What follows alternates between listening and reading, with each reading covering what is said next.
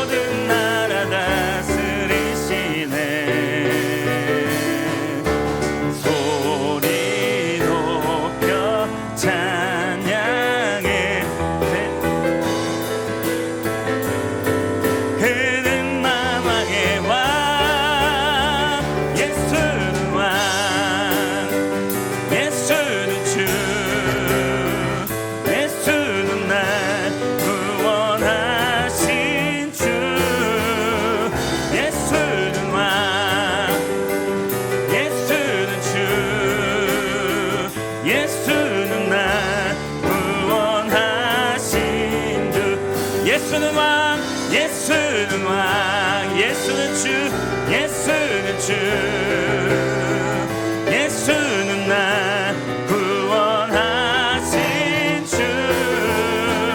예수는 왕, 예수는 주. 예수는 나 구원하신 주.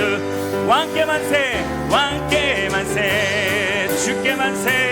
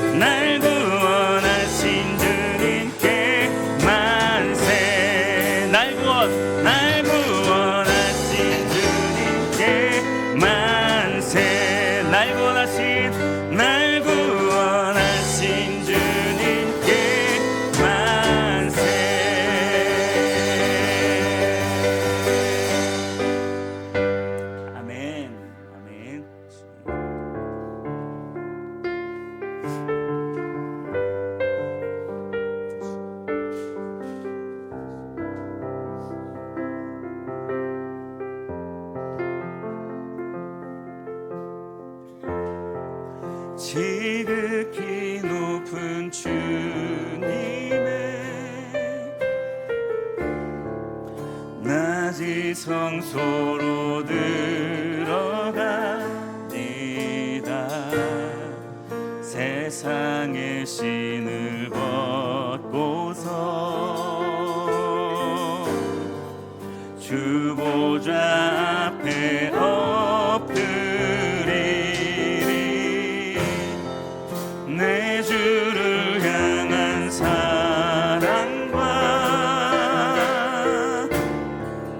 그 실외가 사그러져 갈 때 하늘로부터 이곳에 장막이 덮이네.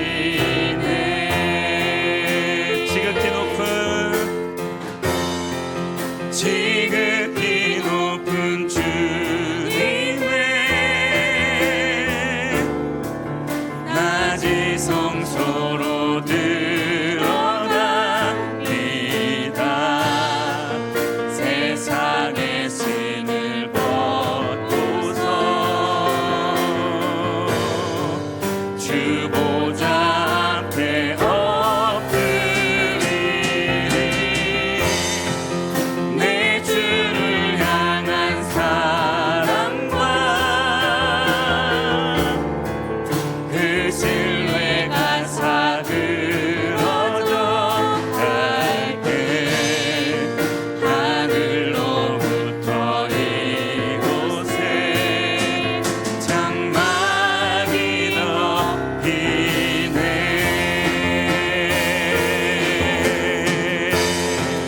이곳을 덮으소서. 이곳을 비추소서. 내 안에 무너졌던 모든 소망 다 회복하리니.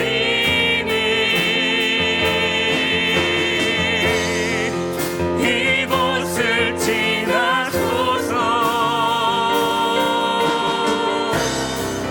이곳을 만지소서. 내 안에 죽어가는 모든 예배 다 살아나리라.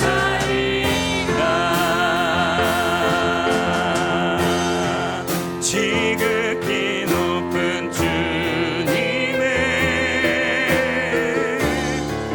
낮이 성소로 들어갑니다. 세상의 신을 벗고서 주 보좌 앞에 엎드리리. 내 주를 향한 사랑과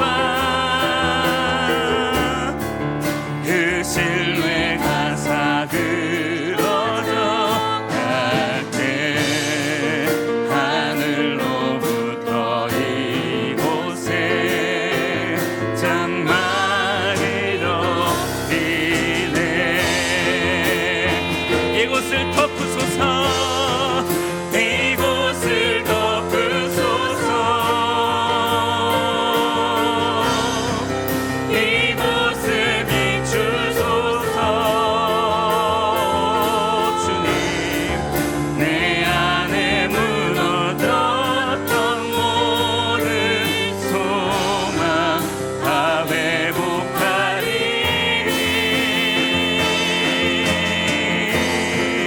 이곳을 지나소서.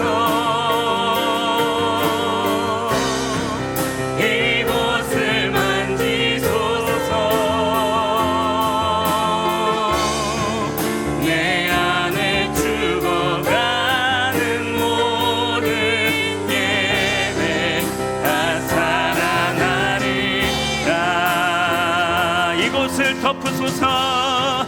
이곳을 덮으소서. 비추소서. 이곳을 비추소서. 내 안에 무너졌던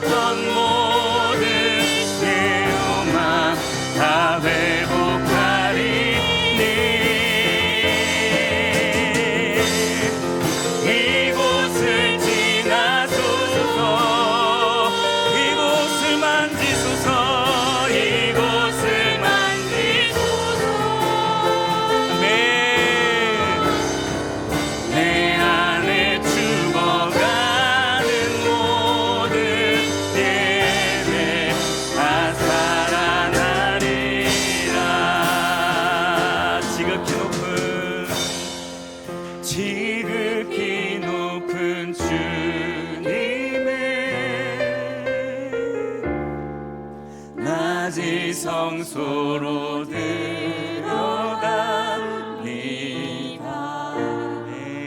세상의 신을 벗고서 주 보좌 앞에 엎드리리. 내 주를 향한 사랑과 그 신뢰가 사그러져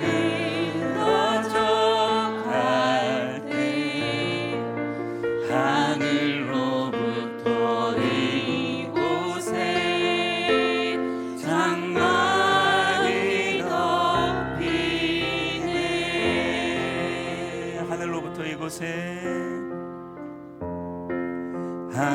하늘로부터 이곳에 장막이 덮이네. 하늘로부터 이곳에 하늘로부터 이곳에 장막이 덮이네.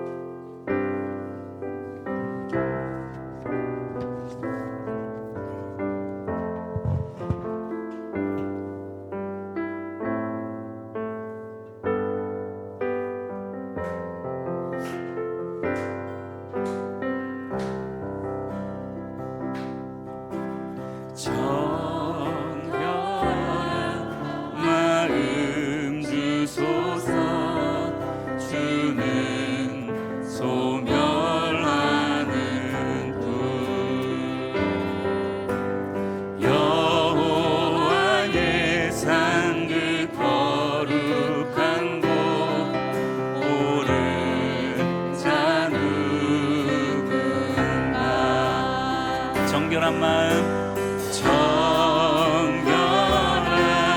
마음 주소서. 주는 소멸하는 분, 여호와의 산 그 거룩한 곳, 오른 자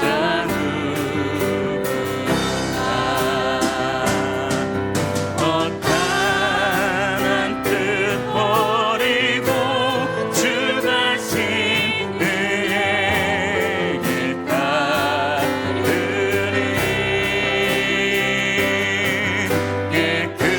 깨끗한 손 들어 경배해 하소서.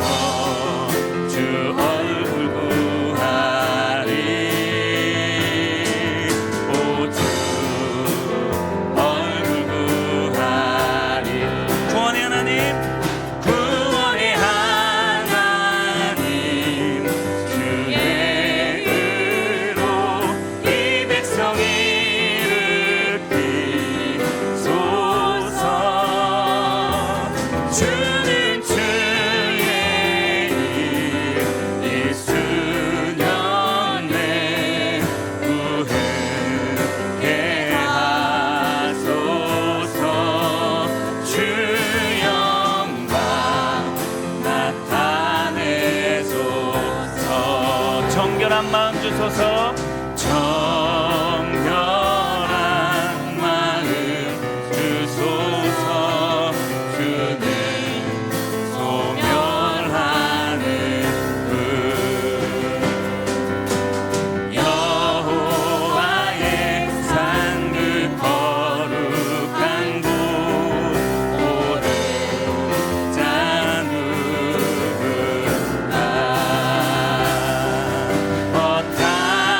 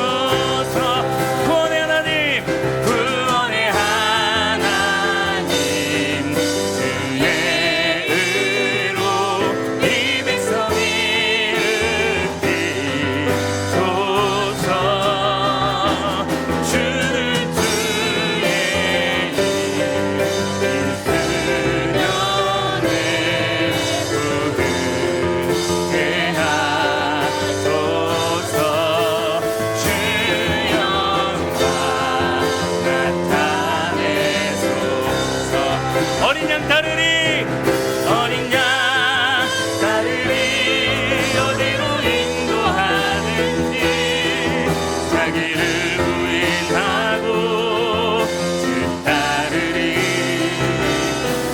주 영광 나타나 모든 육체 보리라 그 이름 온 세계 위에 어린 양 따르리 어린 양 따르리 어디로 인도하든지 자기를 부인하고 따르리 주 영광 나타나 모든 육체 보리라 주 이름 온 세계 위에 구원의 하나님 구원의 하나님 주의 의로 이 백성이 일으키소서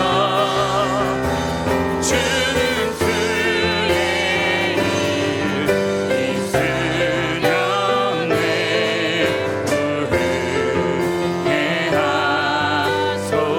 부흥해하소서 주 영광 나타내소서 구원의 하나님 주의 의로 이 백성이 일으키소서 아멘 주는 주의 일 있으면 내 부흥해하소서 주 영광 나타내소서 구원의 하나님 주의 의로 이 백성이 일으키소서 주는 주의 일 있으면 내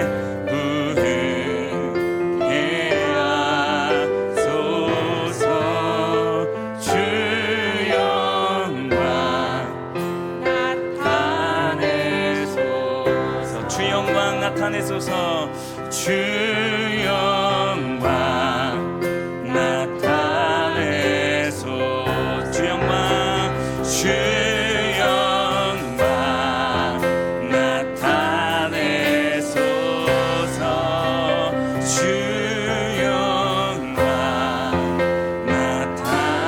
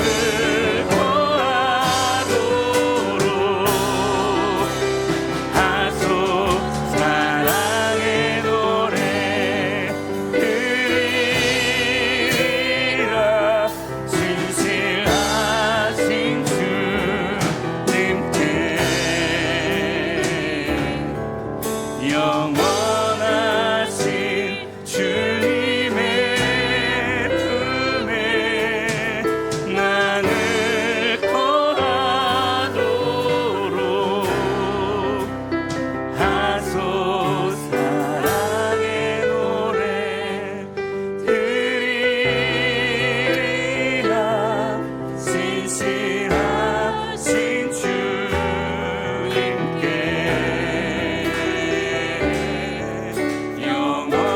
영원하신 주님의 품에 나를 거하도록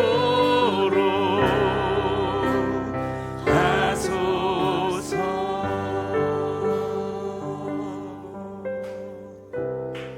네, 그렇습니다. 주님, 우리가 주님의 품에 그렇게 거하기를 원합니다.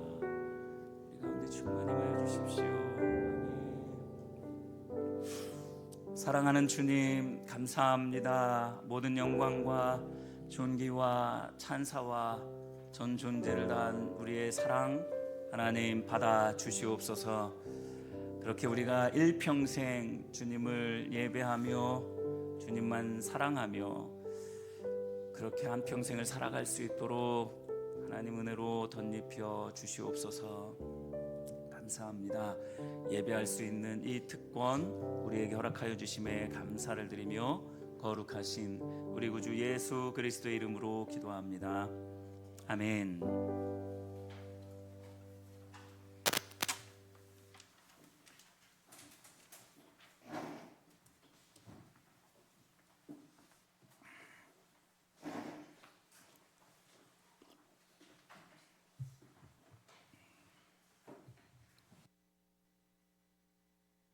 은 급속도로 발전하며 사회 전반에 큰 변화를 가져오고 있습니다.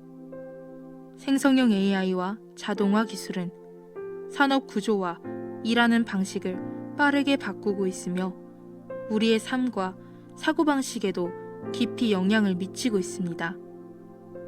기술은 편리함을 제공하지만 동시에 이전과는 전혀 다른 시대를 열어가고 있습니다. 이러한 변화 속에서 청년 세대는 더욱 큰 혼란을 경험하고 있습니다. AI 기술의 확산으로 기존 일자리 구조가 빠르게 재편되면서 취업에 대한 불안과 경쟁 부담이 더욱 커지고 있습니다. 무엇을 준비해야 할지 기준이 계속 바뀌는 환경 속에서 많은 청년들이 진로와 정체성의 혼란을 겪고 있습니다. 미래에 대한 확신을 갖기 어려운 상황 속에서 방향을 찾지 못한 채 흔들리고 있습니다. AI는 단순한 기술 발전을 넘어 인간의 정체성과 존재 의미에 대한 질문을 던지고 있습니다. 한 칼럼에서는 인공지능이 인간의 사고와 판단, 창작 영역까지 확장되면서 인간 고유의 역할과 가치에 대한 고민이 깊어지고 있다고 지적합니다. 이러한 변화 속에서 인간이 단순한 기능이나 생산성으로 정의되는 존재가 아니라 하나님의 형상대로 지음받은 존재임을 다시 붙들어야 합니다. 이러한 시대 속에서 신앙 역시 도전을 받고 있습니다. 한 기독교 보도에서는 기술이 발전할수록 인간이 하나님보다 기술과 정보에 더 의존하게 될 수 있다는 점을 지적하고 있습니다. 진리는 상대화되기 쉽고 청년들은 하나님보다 데이터와 성과를 기준 삼아 살아가게 될 위험에 놓여 있습니다. 최근 보도에서는 AI와의 대화를 통해 고민을 나누거나 정서적 위로를 얻는 사례가 늘어나고 있는 것으로 나타났습니다. 특히 일부 조사에서는 상당수 이용자들이 AI를 상담이나 감정 표현의 대상으로 활용하고 있다고 응답하며 인간관계 대신 기술과의 대화에 의존하는 경향이 증가하고 있습니다. 이러한 흐름 속에서 신앙은 삶의 중심이 아닌 선택의 영역으로 밀려나고 믿음의 기준이 흔들리며 영적 분별력이 약해지는 모습이 나타나고 있습니다. 이때 교회의 역할이 더욱 중요해지고 있습니다. 교회는 단순한 모임을 넘어 혼란 속에 있는 청년들을 품고 올바른 방향을 제시해야 합니다. 특히 예배와 소그룹 공동체를 통해 하나님을 깊이 경험하고 실제로 만나 삶을 나누는 관계가 회복되어야 합니다. 온라인과 기술 중심의 시대일수록 교회는 오프라인 공동체로서 더욱 분명히 서서 청년들이 서로를 격려하고 믿음을 세워가는 자리가 되어야 합니다. AI 시대 속에서도 하나님 나라는 결코 멈추지 않습니다. 기술은 복음을 막지 못하며 오히려 하나님은 이 시대의 청년들을 통해 더 넓은 세상과 열방을 향해 일하고 계십니다. 복음은 여전히 살아있으며 이 땅을 넘어 세계로 확장될 것입니다. 이 시대의 청년들이 다시 일어나 하나님 나라를 이루며 열방을 향해 나아가는 선교적 세대로 세워질지어다. 너희는 이 세대를 본받지 말고 오직 마음을 새롭게 함으로 변화를 받아 하나님의 선하시고 기뻐하시고 온전하신 뜻이 무엇인지 분별하도록 하라. 아멘. 우리 이 시간 함께 기도합시다. AI 시대 속 혼란 가운데 있는 청년들이 하나님 안에서 정체성과 방향을 발견하도록, 기술과 성과가 아닌 하나님을 기준 삼는 믿음의 세대가 세워지도록, 교회가 다음 세대를 품고 진리 위에 바로 세우는 공동체로 회복되도록 함께 기도하시겠습니다.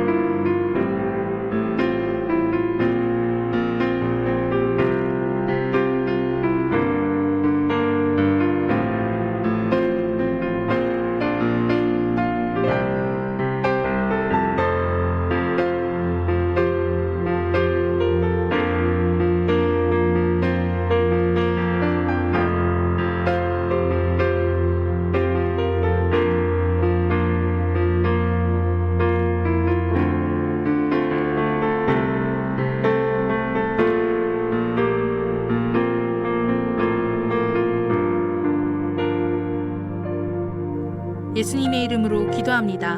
아멘.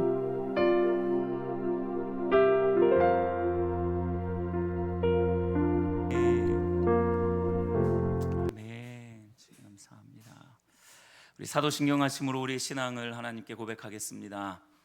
전능하사 천지를 만드신 하나님 아버지를 내가 믿사오며 그 외아들 우리 주 예수 그리스도를 믿사오니 이는 성령으로 잉태하사 동정녀 마리아에게 나시고 본디오 빌라도에게 고난을 받으사 십자가에 못 박혀 죽으시고 장사한 지 사흘 만에 죽은 자 가운데에서 다시 살아나시며 하늘에 오르사 전능하신 하나님 우편에 앉아 계시다가 저리로서 산자와 죽은 자를 심판하러 오시리라. 성령을 믿사오며 거룩한 공예와 성도가 서로 교통하는 것과 죄를 사하여 주시는 것과 몸이 다시 사는 것과 영원히 사는 것을 믿사옵나이다. 아멘. 네, 광고 말씀드리겠습니다. 주보를 참고해 주시기 바랍니다.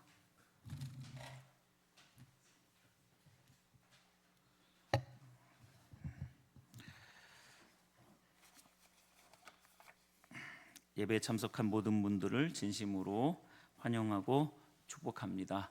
우리 앞뒤 좌우로 인사하시면서 성도의 교제를 나누도록 하겠습니다. 네, 사랑하고 축복합니다. 네, 사랑하고 축복합니다. 반갑습니다.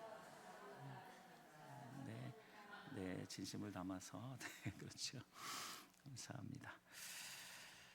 네, 오직 회복과 부흥교회가 하나님의 뜻만 따르는 교회가 될 수 있도록 위해서 끊임없이 기도해 주시기를 바랍니다. 늘 말씀드리지만 이건 단순한 그냥 광고가 아니고 정말 교회의 정체성과 연결되어져 있습니다. 하나님의 뜻만 따르는 교회, 그냥 캐치프레이즈로만 끝나는 게 아니고 정말 실제가 되어지기를 간절히 바라면서 광고 말씀드립니다. 지금은 사순절 기간입니다. 4월 4일 이번 주 토요일까지 사순절 기간입니다. 그리고 오늘은 종려 주일입니다. 예수님께서 예루살렘 성으로 들어오실 때 수많은 사람들이 종려나무 가지를 들고 호산나 호산나 외치면서 환영했던 그날을 기념하는 종려 주일입니다. 다음 주일은 4월 5일 다음 주는 부활주일로 지키겠습니다. 부활하신 예수님을 기억하며 기쁨을 함께 나누시기를 바랍니다. 그래서 다음 주에는 성찬식을 거행하도록 하겠습니다. 성찬식 준비해 주시면 되겠고요. 그리고 오후 예배는 저 뒤에 헌금 꽂이함 바로 왼쪽 그 출입구에 보면 포스터가 하나 붙어 있죠. 부활절 연합 예배를 다음 주 오후 예배 때 그렇게 드리도록 하겠습니다. 수원 부활절 대축제라고 이제 이렇게 왔는데 저는 처음에 이거 그냥 버렸었어요. 안 봤었거든요. 별로 관심이 뭐 항상 하는 그런 부활절 연합 예배 뭐 그런 거겠지 그렇게 생각을 했는데 물론 항상 하는 거예요. 근데 이번에는 이거를 참여하면 참 좋겠다라는 그런 생각이 깊이 이렇게 마음을 이렇게 울렸어요. 근데 왜 그러냐면 오후 3시에 연합 예배를 중앙 침례교회에서 드리고요. 4시가 되면 이제 행진을 합니다. 어디로 행진을 하냐면 행궁으로. 중앙 침례교회에서 여기 행궁 아시죠? 행궁 걸어서 한 20분 걸릴까요? 그 거리를 이제 이렇게 걸어서 15분 20분 정도 걸릴 것 같은데 그렇게 걸어서 이제 땅 밟기를 하는 거죠. 말하자면 여러분 이 수원이라는 도시가 저는 굉장히 맑고 깨끗한 도시로 그렇게 어렸을 때부터 그렇게 생각을 했거든요. 근데 수원이라는 도시가 굉장히 영적으로 보면 이렇게 혼탁해요. 특히 화성 행궁이 있기 때문에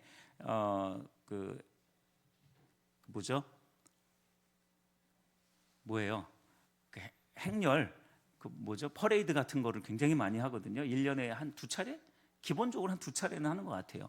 최소한 한두 차례 이렇게 행렬을 하면서 용머리 앞에다 딱 세워놓고 굉장한 우상 숭배가 행해지고 있는 것이 그것도 정기적으로 행해지고 있습니다.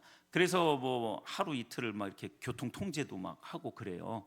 그래서 그때는 굉장히 또 교통이 굉장히 마비가 되고 그렇거든요. 이 수원 땅이요 굉장히 영적으로 혼탁합니다. 저의 고향이기는 하지만 수원이 굉장히 이렇게 혼탁한 도시입니다. 그렇기 때문에 그런 의미가 있는 것 같아요. 땅 밟기를 하는 거죠. 물론 중앙침례교회에서 행궁까지 뭐 짧은 거리지만 그 거리를 이렇게 땅 밟기를 하면서 이렇게 오는 거예요. 그렇게 해서 퍼레이드를 이제 나중에 보시면 아시겠지만 퍼레이드를 오후 4시에 중앙침례교회에서 행궁까지 그렇게 퍼레이드를 하고요. 그 다음에 마지막 페스티벌이 있습니다. 오후 5시 반에 그 행궁 광장에서 페스티벌이 있습니다. 페스티벌은 여러분들이 너무나 잘 아는 BY가 오고요. 존노,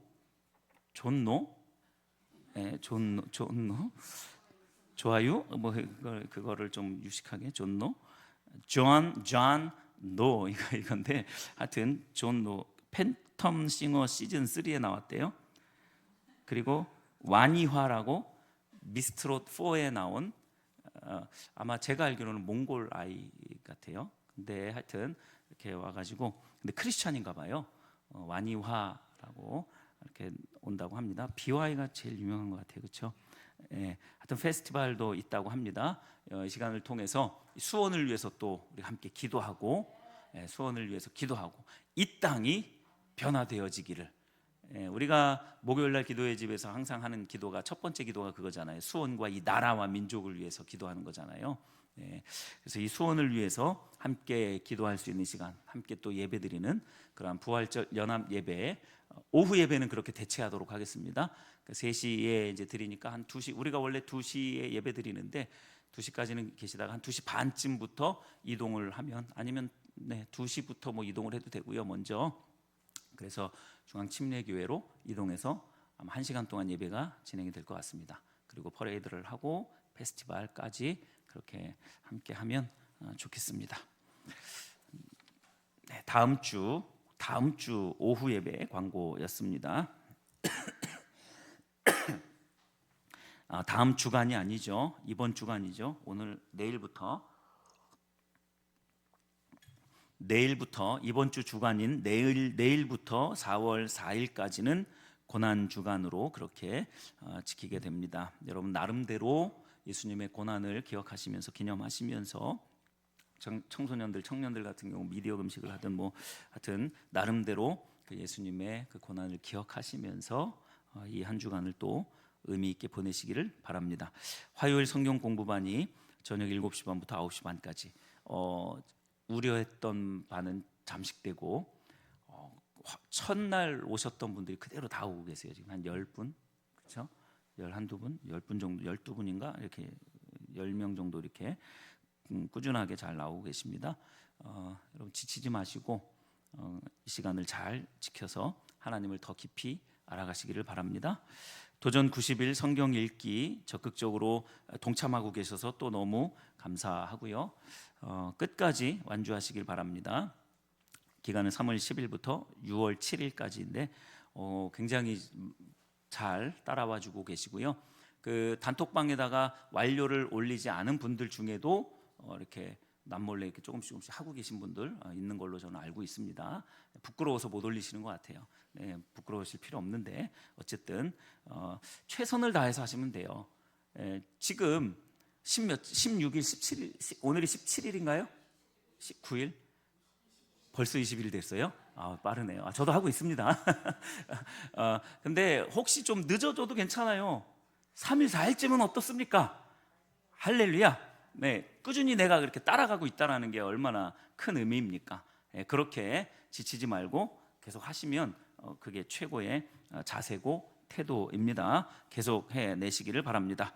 어린이 세대, 청소년 세대, 청년 세대의 부흥을 위해서 기도해 주시기 바랍니다. 오늘 열방 기도 제목, 오늘은 열방이 아니라 청년 세대에 대한 기도 제목인데 참 오늘 또 말씀과도 어느 정도 이렇게 또 겹쳐지는 그런 부분들, 정체성이라는 부분 반갑죠. 이제 우리가 정체성과 역할에 대해서 나누고 있기 때문에 정체성에 대한 그런 부분들 확고히 해야 할 그러한 때입니다. 3월 헌금위원 박현숙 집사님, 4월 헌금위원 송영채 집사님 수고해 주시겠습니다. 우리 찬송가 435장 1절과 2절 부르시면서 헌금의 예배를 하나님께 올려드리겠습니다.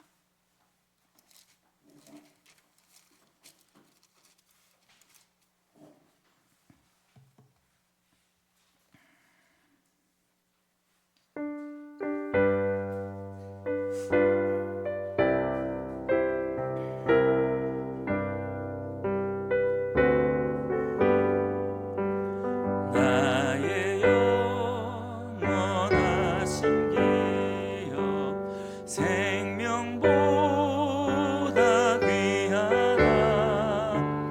나의 갈 길 다가도록 나와 동행하소서.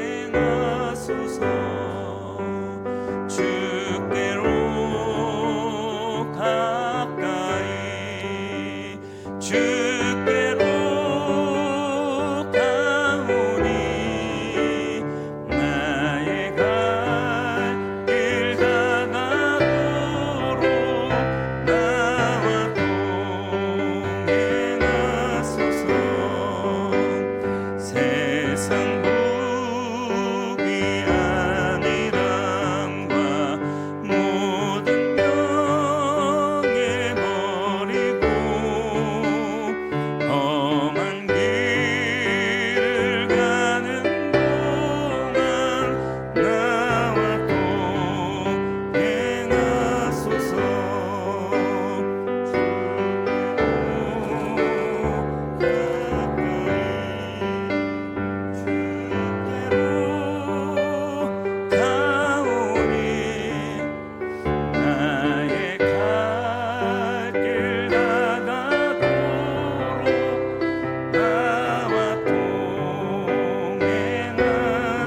주시옵소서. 주께로 가까이, 주께로 가까이, 주께로 가오니 나의 갈 길 다가도록 나와 동행하소서.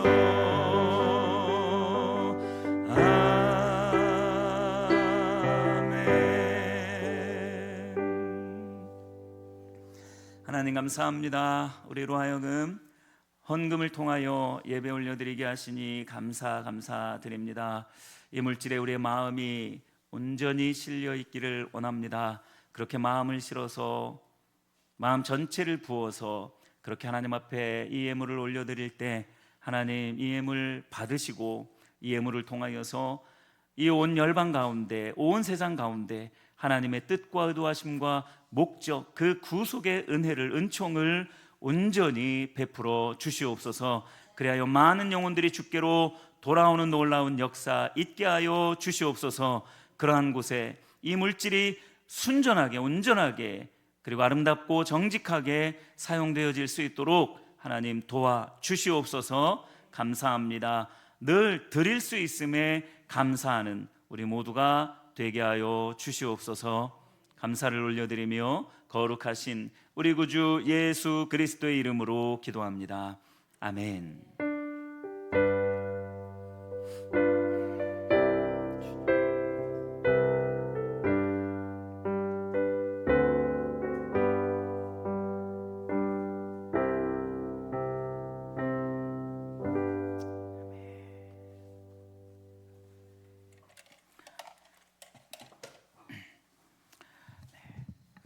오늘 함께 나누실 하나님의 말씀은 창세기 18장 17절부터 19절 말씀입니다.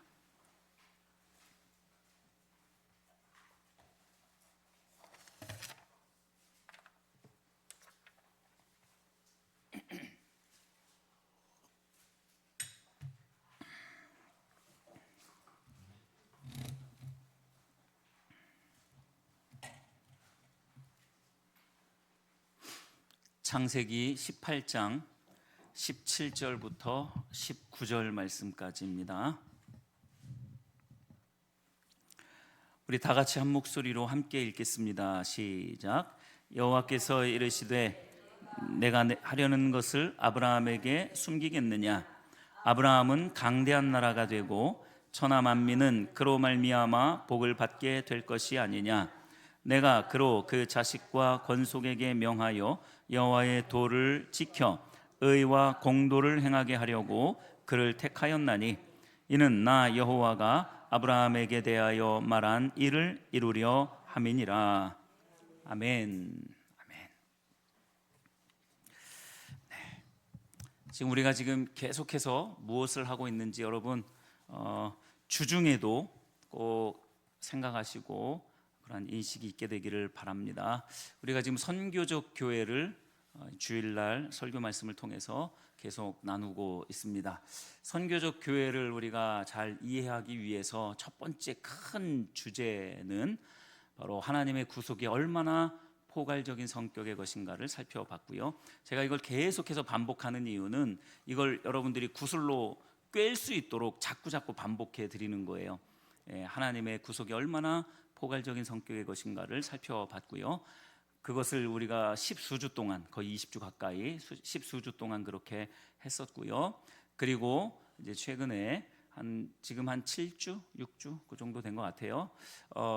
이제 두 큰 주제로 넘어가서 이번에는 그 구속의 포괄적인 성격 이제 마무리했고, 교회의 선교적 정체성과 역할, 그냥 간단하게 교회의 정체성과 역할을 이해해야 선교적 교회로 나아가는 데 있어서 굉장히 잘 나아갈 수 있다.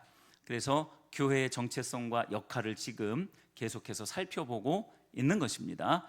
그래서 교회의 정체성과 역할 살펴보는 데 있어서 우리가 첫 시간에 했던 게 뭐예요? 첫 번째, 그 큰 주제에서 또 작은 첫 번째 주제가 뭐였어요? 열방이 복을 받기 위해 복이 되는 교회, 열방이 복을 받기 위해서 우리가 복이 돼야 된다는 거예요. 그걸 위해서 우리가 어떤 말씀을 나누었죠? 창세기 12장 1절부터 3절. 이거 기억하시면은 여러분들 잘 따라오고 계신 거예요. 창세기 12장 1절부터 3절까지의 말씀을 통해서 열방이 복을 얻기 위해서 교회가 복이 되는 그걸 교회의 정체성과 역할 첫 번째로 함께 살펴봤던 거죠. 그리고 두 번째 작은 주제로 또 무엇을 나누었죠?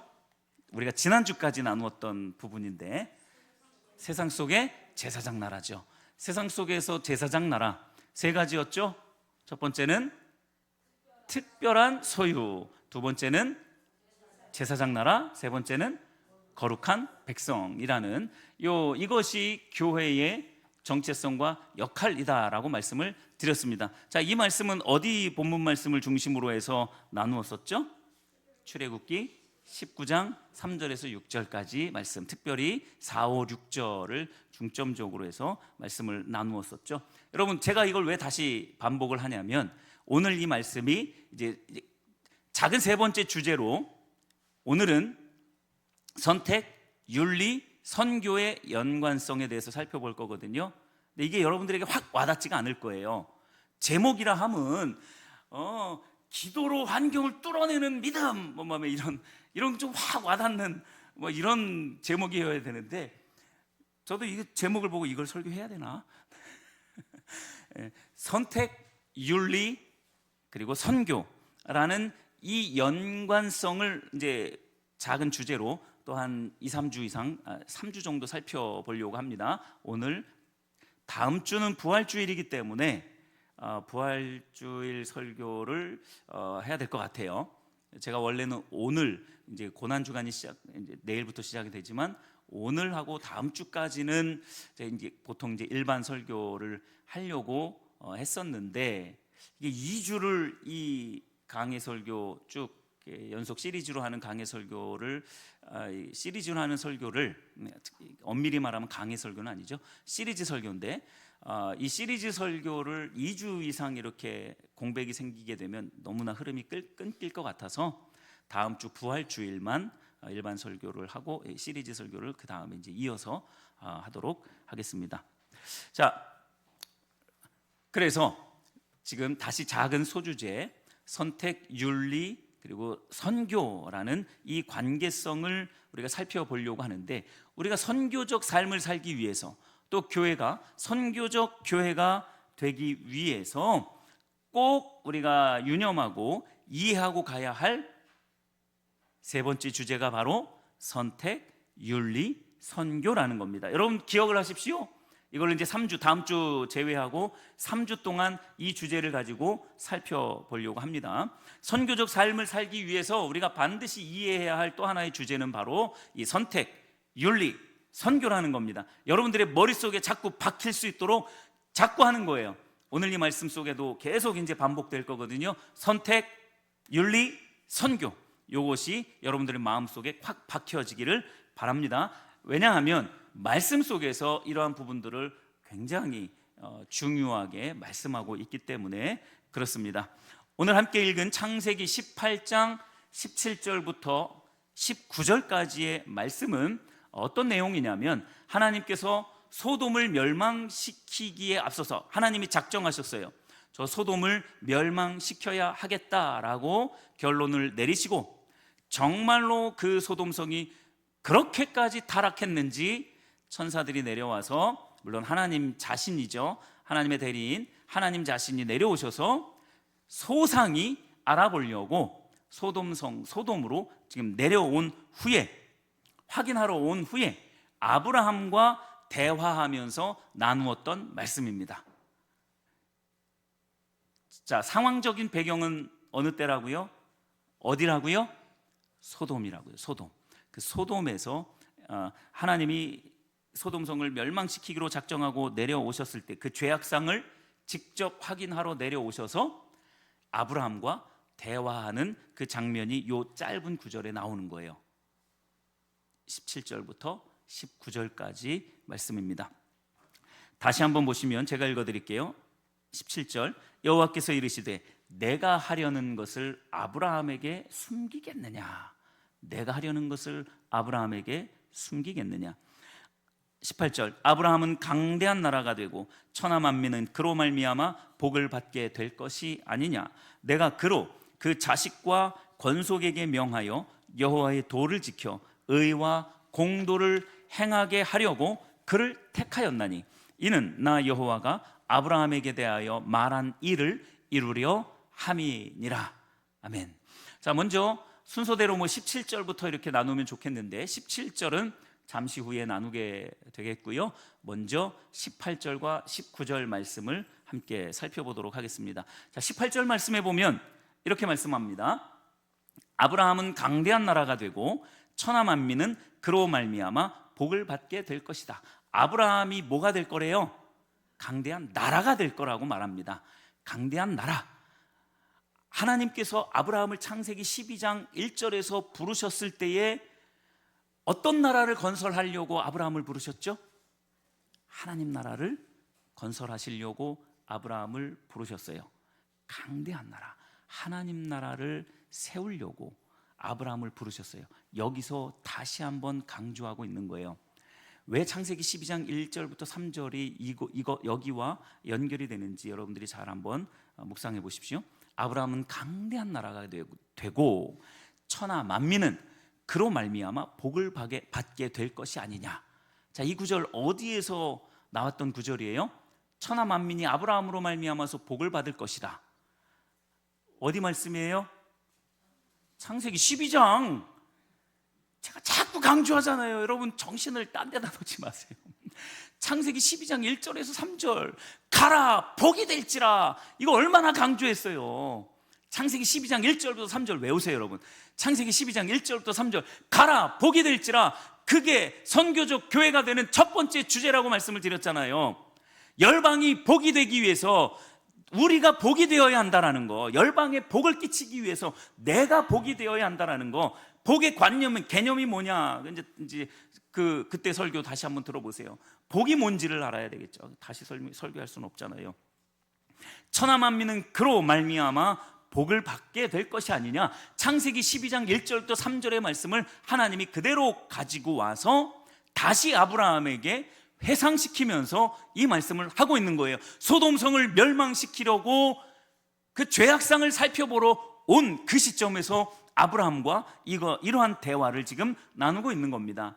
어디와 연결이 되고 있다고요? 창세기 12장 1절부터 3절 말씀과 연결이 되고 있는 거예요. 자, 그런데 그것을 우리는 선교라고 했죠. 선교적 교회, 선교적 교회라고 말씀을 드렸어요. 선교적 교회. 자, 그런데 하나님은 19절에서 이 약속에 덧붙여서 아브라함에 대한, 더 나아가서 아브라함의 그 모든 자손에 대한 윤리적인 요구를 말하고 있습니다. 말씀하고 있어요. 윤리적인 요구. 여기에서 윤리가 등장을 하는 거죠. 자, 심지어 하나님은 여러분 19절을 계속 보세요. 창세기 18장 19절 같이 한번 읽어볼까요? 내가 그로 시작. 내가 그로 그 자식과 권속에게 명하여 여호와의 도를 지켜 의와 공도를 행하게 하려고 그를 택하였나니. 여기까지만요. 내가 그로 아브라함으로 그 자식과 권속에게 명하여 여호와의 도를 지켜 무엇을 행하게 하려고요? 의와 공도. 의와 공도. 의는 좀 알겠는데 공도. 이 공도는 다른 성경에는 이제 정의라고 그렇게 많이 표현되어져 있는 그러한 단어입니다. 이 부분은 조금 있다가 바로 살펴볼 거예요. 의와 공도를 행하게 하려고 그를 뭐 했대요? 택했다라고 말하고 있어요. 선택했다라고 말씀하고 있습니다. 아브라함을 선택하신 이유가 뭐라고요? 여호와의 도를 지켜 의와 공도를 행하게 하려고 아브라함을 선택했다라는 겁니다. 여기에서 선택과 윤리의 연결성, 관계성이 보여지고 있는 겁니다. 아브라함을 택한 이유가 그렇구나. 의와 공도를 행하게 하려고 아브라함을 하나님이 택하셨구나. 끝. 그러면 이 설교는 우리와 아무런 상관이 없습니다. 저와 여러분들은 아브라함의 자손인 줄 믿으시길 바랍니다. 본줄기는 아니지만 가지치기를 해가지고 우리가 접붙임이 되었잖아요. 그래서 우리도 결국은 본가지가 된 거예요. 아브라함의 자손이나 마찬가지인 거죠. 아브라함의 자손이죠. 아브라함을 택한 이유는 바로 오늘날 저와 여러분들을 택한 이유인 줄 믿으시길 바랍니다. 아브라함을 선택하신 이유, 저와 여러분들을 선택한 이유 무엇이라고 말씀합니까? 의와 공도, 즉 윤리적 차원의 하나님의 요구를 행하게 하기 위함이다라고 말씀하고 있는 거예요. 윤리적 차원, 하나님께서 이걸 요구하신 거예요. 윤리적 차원의 하나님의 요구. 그래서 이것을 그냥 우리는 윤리라고 그렇게 말을 하고 있는 거예요. 여기서 선택과 윤리의 관계가 등장하는 거죠. 자, 그리고 하나님이 말씀하신 그 윤리적 요구를 따라서 살 때 하나님은 그 마지막에 뭐라고 말씀하고 있습니까? 창세기 12장 1절부터 3절에서 아브라함에게 주신 그 약속이 그의 삶 속에서 성취될 것이다 라고 말씀하고 있는 거예요. 아브라함에게 약속하신 그 약속이 뭔데요? 열방이 복을 받기 위해서 복이 되는 거예요. 아브라함이, 교회가, 여러분들이, 우리가 복이 되어져야 한다는 거죠. 그게 선교라고 말씀을 드렸어요. 그게 선교적 교회라고 또 말씀을 드렸습니다. 선택하신 이유, 하나님이 요구하신 윤리적 차원의 일들을 행하게 하기 위해서, 그렇게 했을 때에 하나님께서 아브라함에게 약속하신 그 약속, 선교죠. 그 선교가 실행될 것이다 라고 말씀하고 있는 거예요. 이게 바로 선택, 윤리, 선교가 연결되어지는 부분인 겁니다. 물론 여기서 말하는 윤리는 먼저 이 윤리에 대해서 살펴볼 텐데요. 좀 여러분들이 생소할 수도 있어요. 근데 하나님이 분명하게 말씀하신 부분이라는 것은 뭐 우리가 두말할 것도 없어요. 윤리적인 차원을 하나님이 명령을 하셨는데, 이 윤리적인 차원은 단순히 도덕적, 윤리적, 표면적으로 도덕적이고 윤리적인 것만을 말하지는 않습니다. 그 부분을 반드시 포함하지만 그것만을 말하는 것은 아니에요. 그래서 우리가 원어를 좀 살펴봐야 됩니다. 의라는 히브리 원어는 체다카라는 단어예요. 제다카라는 이러한 단어인데, 이 제다카라는 단어는 어떤 의미가 있냐면 곧다, 바르다, 기준에 맞다라는 그러한 의미가 있습니다. 의가 곧다, 바르다, 기준에 합하다, 기준에 맞다. 그럼 무엇에 곧고 바른 것이고 어떤 기준에 맞는 것이냐라는 거죠. 의라는 것은 하나님의 기준에 맞는 것을 말하는 겁니다. 의는 하나님의 기준에 맞는 거예요. 할렐루야. 네, 곧다, 바르다, 바로 세다카라는 이 단어가 바로 그렇게 하나님의 기준에 맞는 것, 이것을 말하는 거예요. 그런데 이 체다카는 단순히 그래서 법적으로 무죄하거나 도덕적으로 윤리적으로 선한 것만을 말하는 것은 아니다라는 거예요. 하나님과의 관계 속에서 올바른 기준 가운데 서 있는 거죠. 그렇게 하나님과의 관계 속에서 올바른 기준 가운데 서 있는 상태에서 사람들과의 관계까지 그걸 영역을 확장시켜 나가는 거예요. 그게 의입니다. 그게 의예요. 그리고 공도라고 하는, 이 공도라고 번역된 히브리 단어는 미시파트라는 단어예요. 미시파트라는 단어인데, 이 미시파트는 많이 들어보셨을 거예요.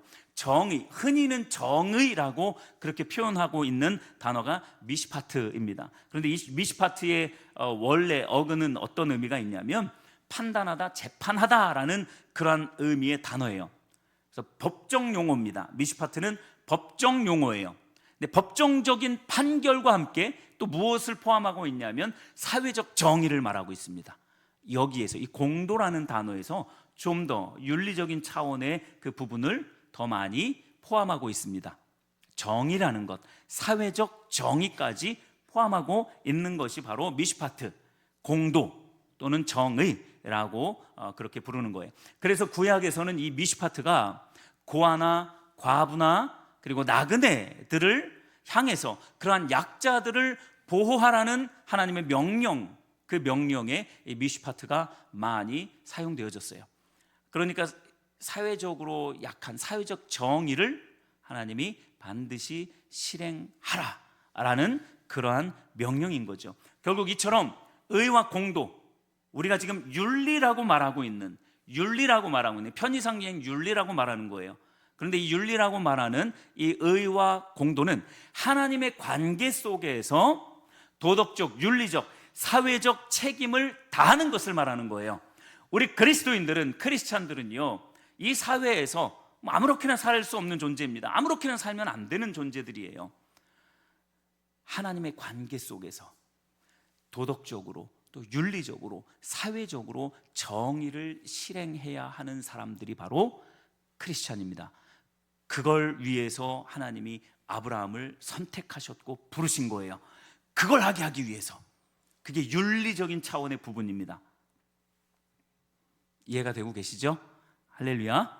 네. 자, 이 선택과 윤리가 선교로 어떻게 또 연결이 되는지를 또 한번 설명을 드리도록 하겠습니다. 하나님이 아브라함을 선택하셨죠. 그리고 단순하게 윤리라고 그냥 표현할게요. 윤리적인 삶을 살게 하셨습니다. 자, 그렇게 하나님께서 제시하신 그 윤리적인 삶, 그 요구를 따라서 살 때에 창세기 12장 1절부터 3절에서 아브라함에게 약속하신 그 약속이 이루어진다라고 방금 전에도 말씀을 드렸죠. 열방이 복을 받기 위해 교회가 복이 되어져야 한다라고 하는 그 내용이죠. 교회가 복이 되는 것, 그것이 바로 선교의 한 부분이라고 말씀을 드렸죠. 정리하자면 이런 것입니다. 하나님께서 아브라함을 선택하신 것은 그로 하여금 하나님의 성품을 배우고, 그래서 하나님의 성품을 윤리적, 사회적으로 나타내는 개인과 공동체를 이루어 가라는 거예요. 그게 강한 나라예요. 그게 하나님의 나라입니다. 그걸 위해서 아브라함을 부르시고 저와 여러분들을 부르신 거예요. 하나님의 성품을 닮아간 개인과 공동체, 그 윤리적 차원의 의무를 다하는 그 공동체가 세워지는 것, 그것이 강력한 나라고 하나님의 나라예요. 그 하나님의 나라와 같은 그 윤리적인 공동체가 실제로 존재하게 되면 그때 어떤 일이 벌어지냐고요? 열방에 복을 전하는 하나님의 선교가 행해질 수 있는 거예요. 이게 선택과 윤리와 그리고 선교가 연결되어지는 거예요. 이 본문 말씀을 통해서 창세기 18장 17절부터 19절, 특히 18, 19절 말씀을 통해서 하나님이 이 말씀을 하고 있는 겁니다. 아브라함을 왜 선택하셨다고요? 어떤 공동체를 이루라고요? 윤리적 그 요구를 단 하나님의 요구인 윤리적인 공동체를 세우라는 거예요. 자손들에게 이걸 가르치라고 말하는 거잖아요. 여러분, 자녀들에게 이걸 가르쳤습니까? 우리는 하나님의 기준 가운데 바로 서서 하나님의 성품을 배우고 그런 공동체를 형성해서 열방의 복을 전하는 하나님의 선교를 행하는 자들이야. 그게 바로 교회고, 그것이 바로 선교적 교회야. 그럼 우리의 자녀들에게 이걸 강력하게 가르쳐야 되는 거예요. 아브라함에게 말씀하셨잖아요. 19절 말씀 보세요. 내가 그로 그 자식과 권속에게 명하여서 이렇게 하라고 아브라함에게 명령하신 거잖아요. 그 자녀, 후손, 후대까지 이러한 것들을 가르치라는 겁니다. 윤리적인 공동체를 이루어내라는 거예요. 가장 작은 윤리적인 공동체가 어떤 공동체겠습니까? 가정이잖아요. 가정이 이런 윤리적인 공동체가 되어져야 하는 거예요. 도덕적인 공동체, 사회 정의를 실현하는 공동체. 그래서 여러분, 섬김, 교회 안에서 섬기는 거 당연하고요. 대사회적으로도 섬기는 부분들에 있어서도 여러분들이 잠잠해서는 안 됩니다. 그래서 대사회적으로 그렇게 선한 일들을 하는 그러한 일들에도 여러분들이 힘을 쓰셔야 돼요. 애쓰셔야 됩니다. 뭐 기부를 하든 정기적인 어떤 기부를 하든 또 자주는 아니어도 하나님께서 어느 순간 뭔가에 이렇게 감동을 이렇게 주셔. 우리 살림도 빠듯한데 빠듯한데 하나님이 그걸 자꾸 하라 그러셔. 자꾸 마음에 부담을 주셔. 그럼 그냥 해야 되는 거예요. 어쩔 때는 아내가 우리 살림도 빠듯한데 어디다 자꾸 하재. 그 마음속으로 인간적인 마음이 들어가요. 왜냐하면 하나님이 나한테 주신 감동은 아니었기 때문에. 근데 그런 감동은 아내에게 많이 주세요. 그러면 또 그러면 아멘, 하나님이 주신 마음이니까 해야지. 또 그렇게 또 단기로, 또 때로는 정기적으로, 지금도 정기적으로 지금 한 2년 이상 그렇게 하고 있는 그런 게 있어요. 어쨌든 근데 그런 식으로 대사회적인 그러한 섬김, 구제, 베품, 나눔, 사회 정의를 실현하는 거예요. 여러분들의 삶이 혹시 좀 쪼드라든다 할지라도 하나님의 명령이 이러한 데 있다라는 겁니다. 선택과 윤리와 선교는 이렇게 긴밀하게 연결되어져 있는 것이죠. 회복과 부흥교회가 이런 공동체가 되어지기를 간절히 소망합니다. 여러분들 한 사람 한 사람도 바로 그러한 개인들이 되셔야 돼요. 윤리를 실행하는, 그걸로 인하여서 여러분들이 선택받은 거라니까요. 분명하게 말씀하고 계시잖아요. 이 일을 위하여 내가 너를 선택했다라고 하나님이 말씀하시잖아요.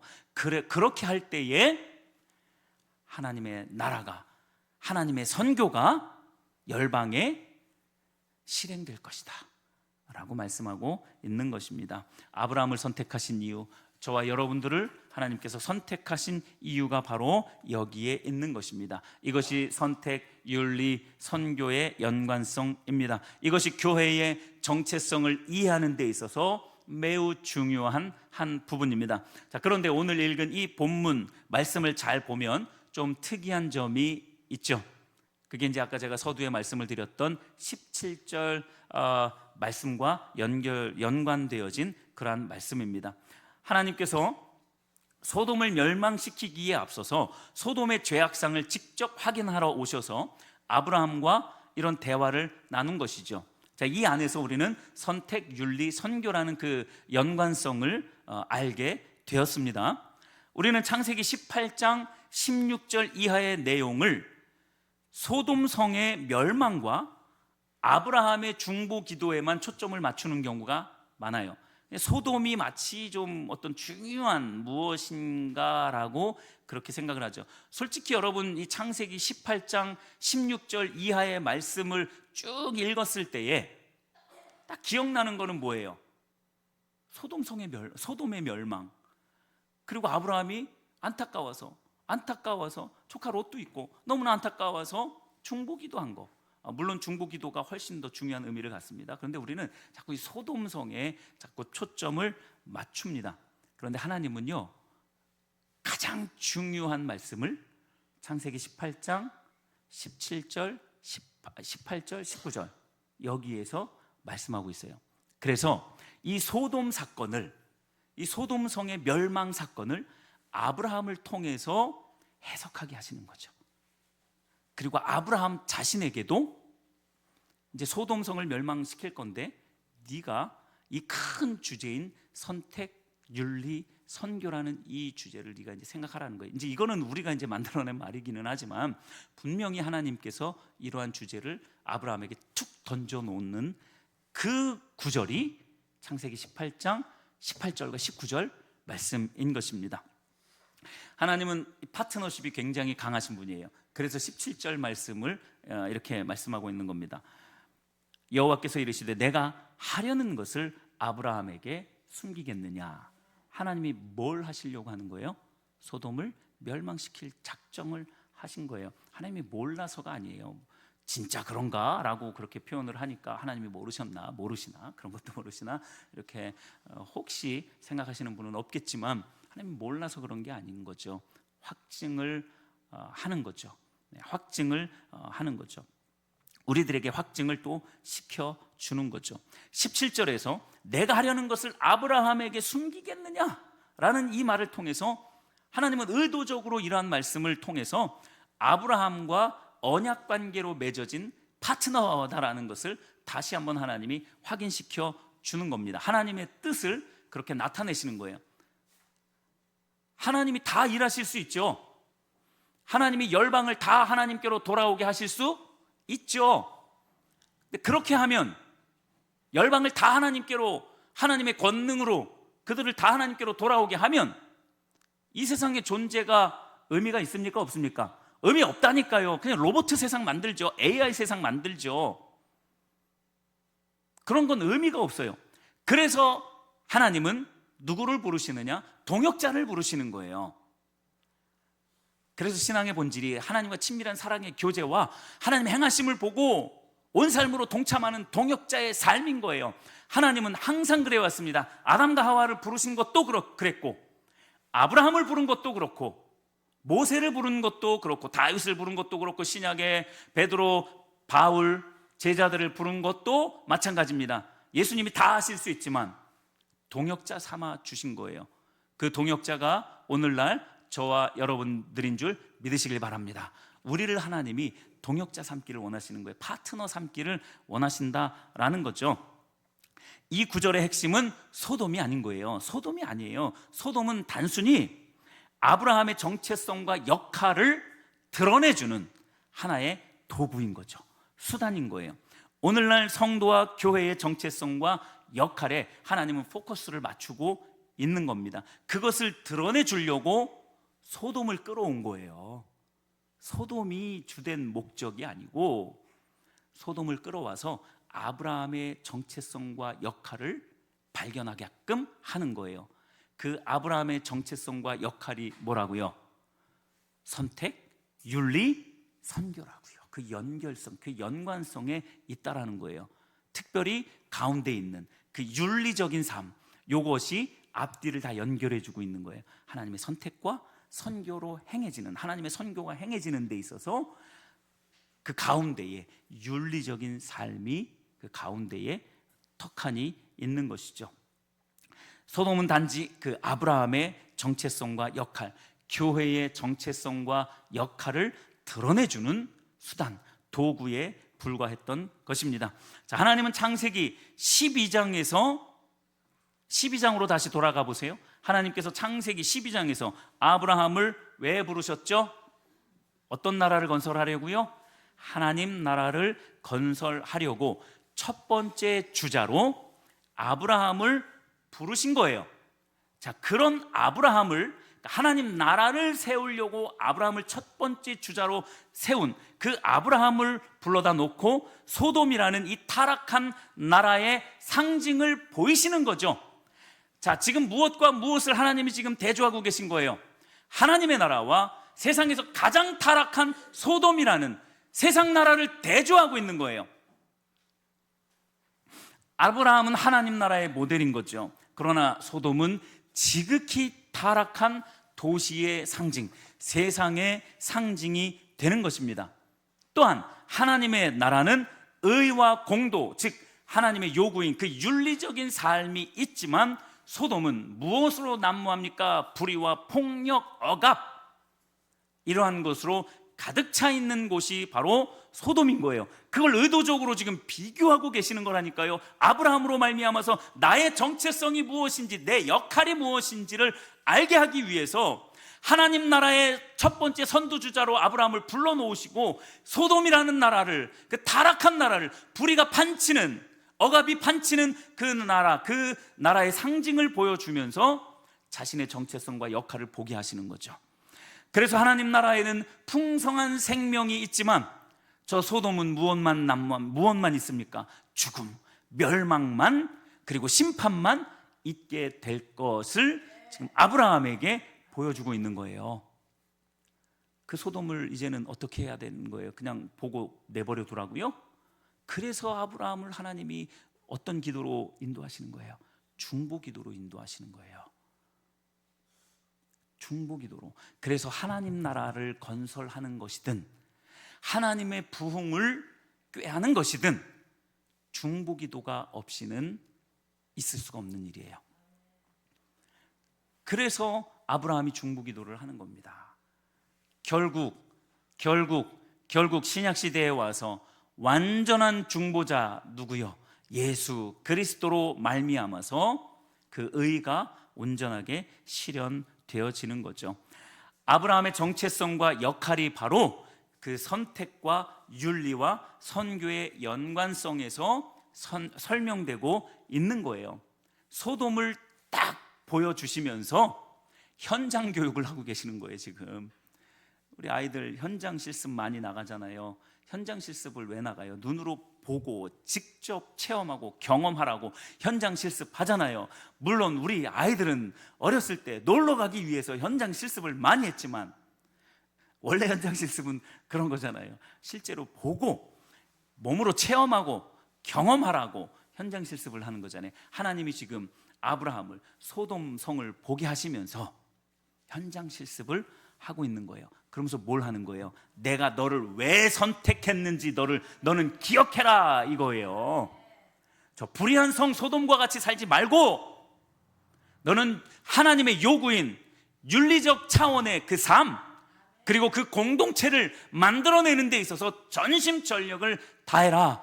그럴 때에 그 공동체가 실존하게 되면 열방에 복을 끼치는 교회 자체가 복이 되는, 그래서 하나님의 선교가 실행될 수 있을 것이야 라고 지금 아브라함에게 소돔성을 딱 앞에다 놓고 현장 교육을 하고 계신 거예요.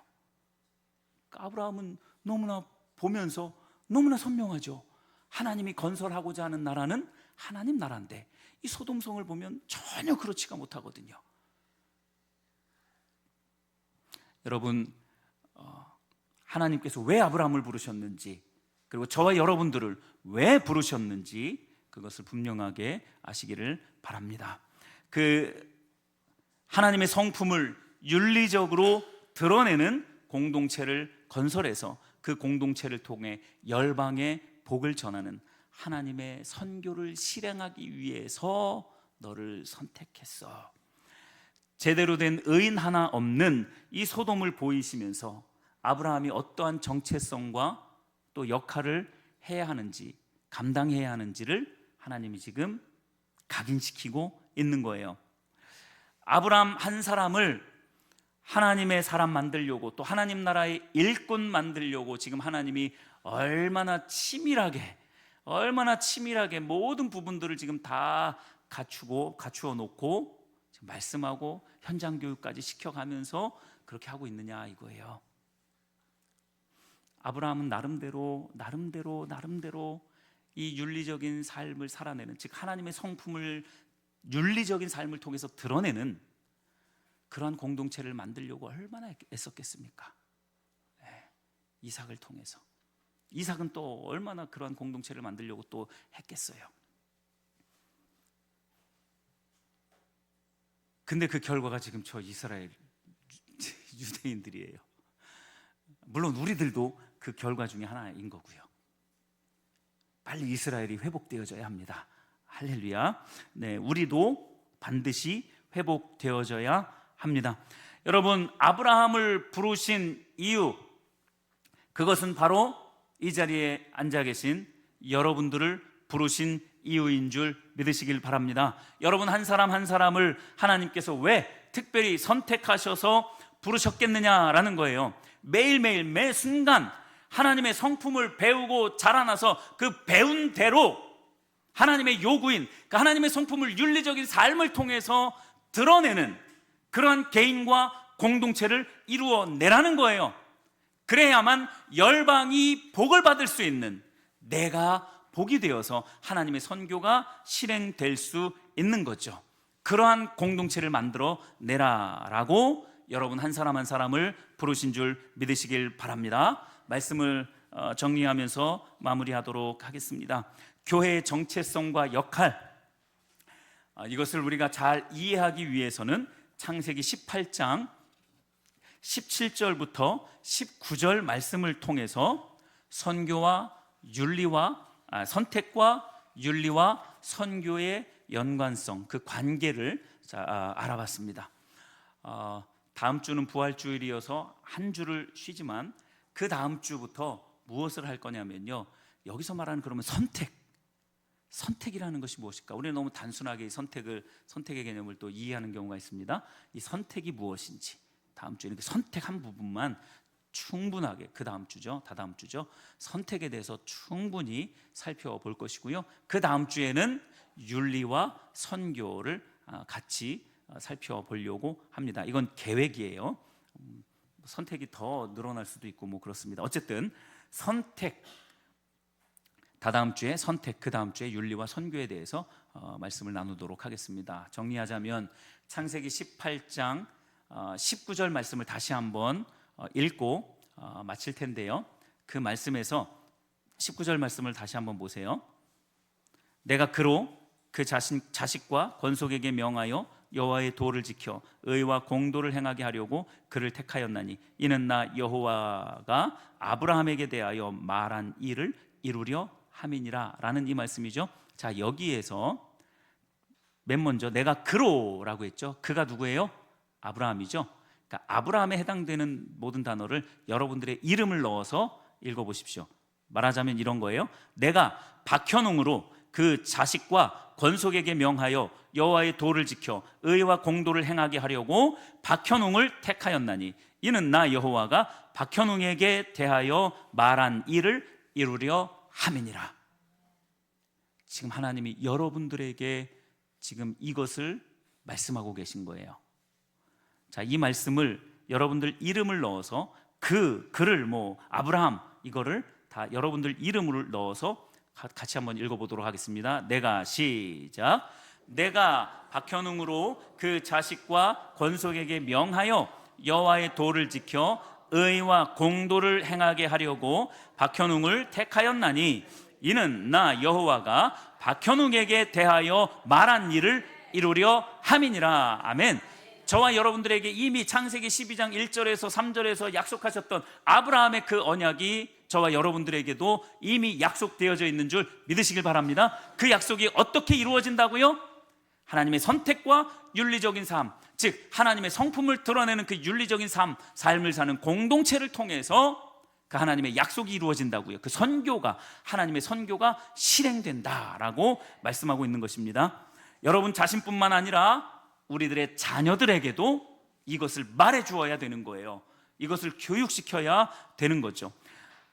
하나님은 오늘도 여러분들을 선택하셔서 하나님의 성품을 가르치고 하나님의 성품을 윤리적으로 드러내는 공동체, 가장 작은 가정을 건설해서 열방의 복을 전하는 하나님의 선교를 하기를 오늘도 하나님은 열망하고 계십니다.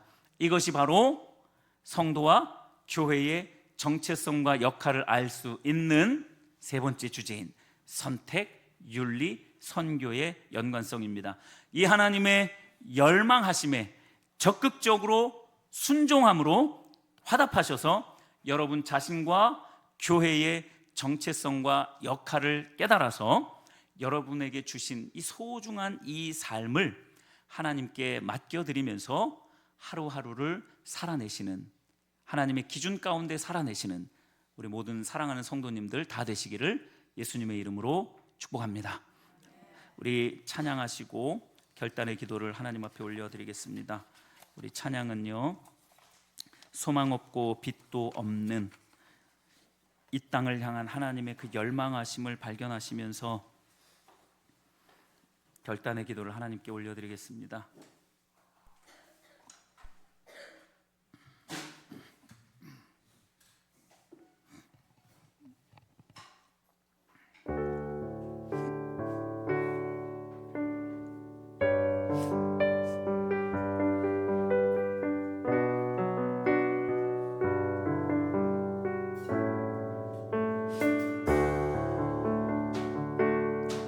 소망 없고 빛도 없는 어두운 세상을 하나님이 사랑하사 우리에게 오셨네. 예언하신 약속대로 말씀이 육신되어 하늘 영광 버리시고 이 땅으로 오셨네.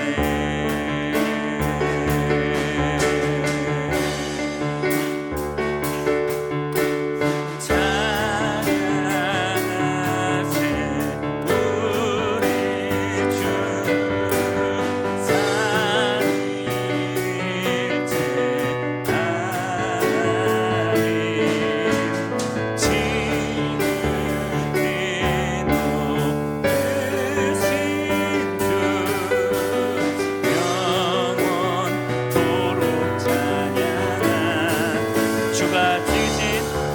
주가 지으신 교는 세상을 구원하려 영광의 주 예수님 죽음을 택하셨네. 그 고통 속에서도 주의 뜻 기억하사 피 흘리는 우리를 위해 십자가를 지셨네.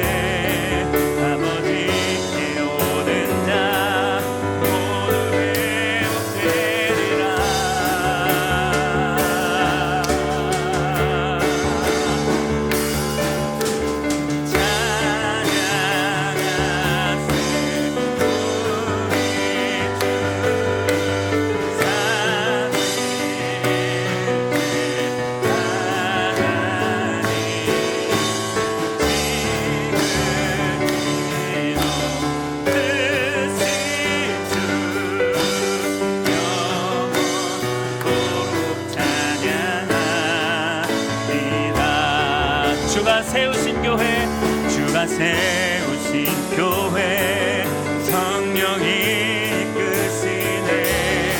영원한 주의 복음 무너지지 않으리.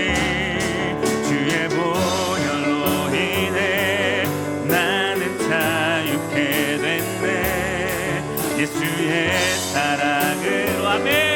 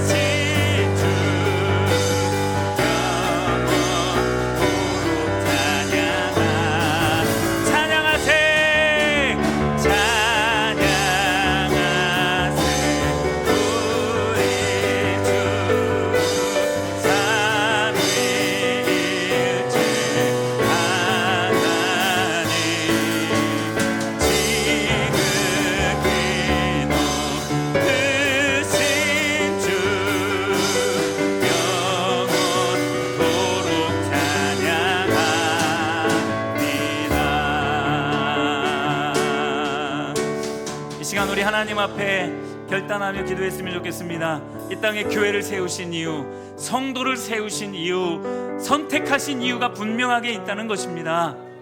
하나님의 성품을 드러내는 윤리적인 삶을 사는 그 공동체를 통하여서, 그 개인을 통하여서 열방이 복이 되게 하기 위해서, 복이 되는 교회가 되게 되어서 열방이 하나님의 선교를 행하는 그러한 개인과 공동체로 우리가 부르심을 받았습니다. 우리가 이 정체성과 역할을 잊고 살았는지, 잊고 살지는 않았는지 이 시간 다시 한번 돌아보시면서, 하나님, 내가 이 정체성과 역할을 잊고 살았습니다. 이제 하나님의 성품을 드러내는 그 윤리적인 삶을 사는 공동체로서 살아가기를 원합니다. 그래서 하나님의 선교가 열방에 선포되어지기를, 행해지기를 간절히 소망합니다. 이 일을 위해서 나를 선택하신 하나님 찬양합니다. 우리 이러한 마음으로 다시 한번 우리의 정체성과 역할을 다시 한번 되새기시면서 하나님 앞에 결단하며 기도하는 시간 갖도록 하겠습니다. 기도하겠습니다. 사랑하는 주님, 감사합니다.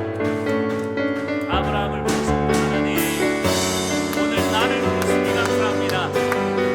아브라함을 부르신 하나님, 오늘 나를 불러주시니 감사합니다.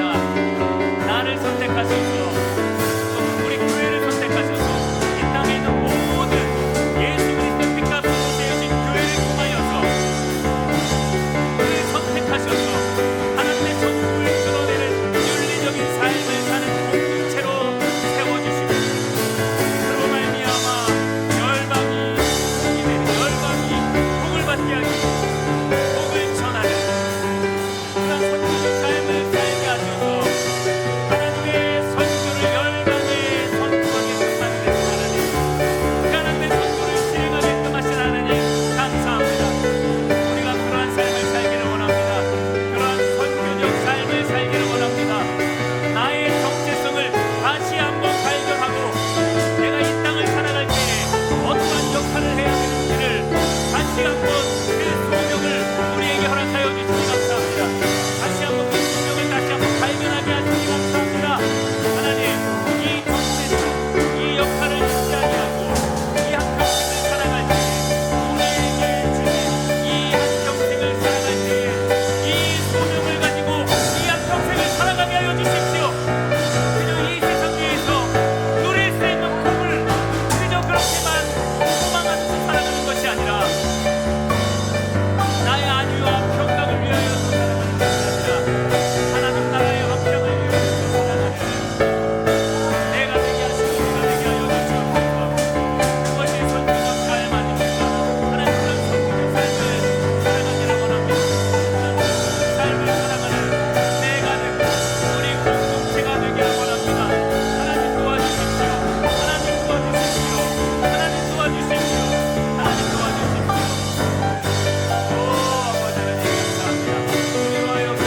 우리로 하여금 이 선교적 삶을 살게 하시니 감사합니다. 우리로 하여금 선교적 교회의 삶을 살게 하시니 감사합니다. 우리 회복과 본교회가 그렇게 선교적 교회가 되기를 원합니다. 우리 한 사람 한 사람이 또한 선교적 삶을 살기를 원합니다. 그리스도의 성품을 드러내는, 하나님의 성품을 드러내는 그러한 나 개인과 우리 공동체가 되어지기를 원합니다. 그리하여 하나님의 선교가 온 열방 가운데 실행되어지기를 원합니다. 그 목적을 위하여 나를 부르신 하나님 영광 받아 주시옵소서. 감사합니다. 사랑하는 주님 감사합니다. 나를 부르신 하나님, 회복과 부흥교회를 부르신 하나님, 선택하신 하나님, 그리고 이 땅의 모든 그리스도의 핏값으로 세우신 모든 교회를 부르시고 선택하신 아버지 하나님 감사합니다.